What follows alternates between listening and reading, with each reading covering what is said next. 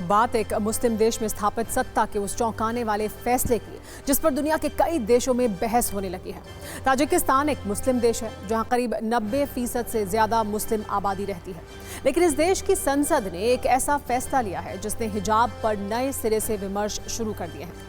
Tajikistan ने हिजाब पर बैन लगा दिया है। ताजिकिस्तान की संसद के उच्च सदन मजलिसी मिल्ली ने 19 जून को एक कानून पारित किया। इसके तहत सार्वजनिक स्थानों पर हिजाब पहनना गैर कानूनी होगा। ताजिकिस्तान के हिजाब पर बैन वाले फैसले को विस्तार से समझिए। ताजिकिस्तान के सभी स्कूलों में हिजाब पहनकर आने पर पाबंदी लगा दी गई है।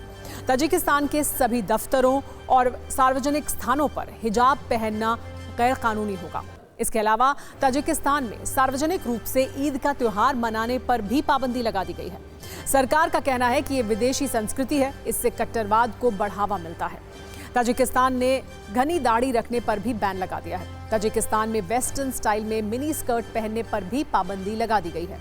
आमतौर पर मुस्लिम देशों में हिजाब को जरूरी माना जाता है। कई देशों में हिजाब न पहनने पर कड़े दंड का प्रावधान है, लेकिन ताजिकिस्तान ने हिजाब पहनने और ईद जैसे त्योहारों को सार्वजनिक रूप से मनाने पर ही बैन लगा दिया है, जिससे मुस्लिम धर्म की मान्यताओं और परंपराओं को मानने वाला एक बड़ा वर्ग हैरान है।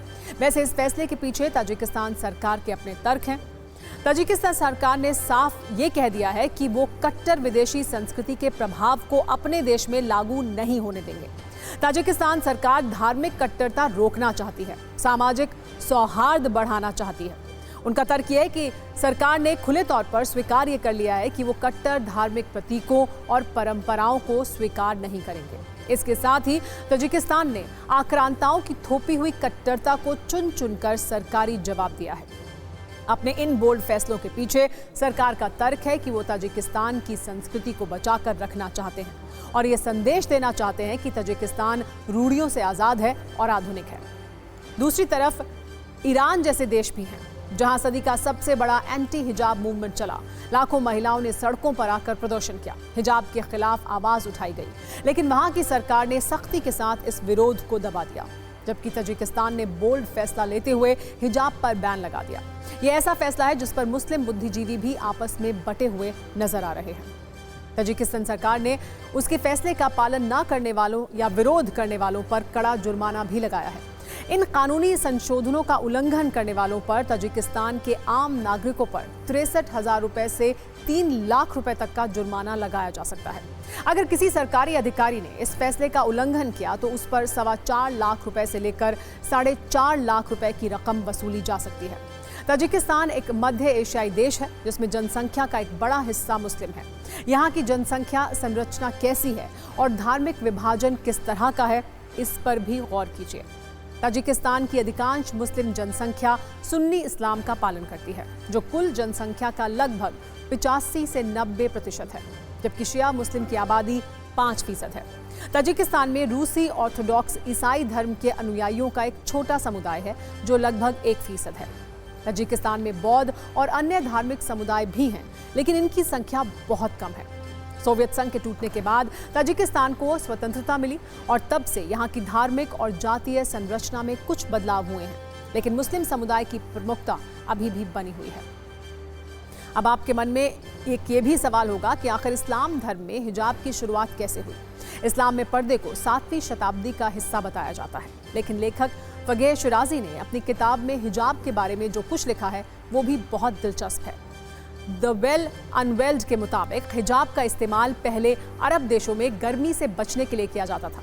कुछ खास वर्ग की महिलाएं ही इस्तेमाल कर सकती थीं हिजाब का।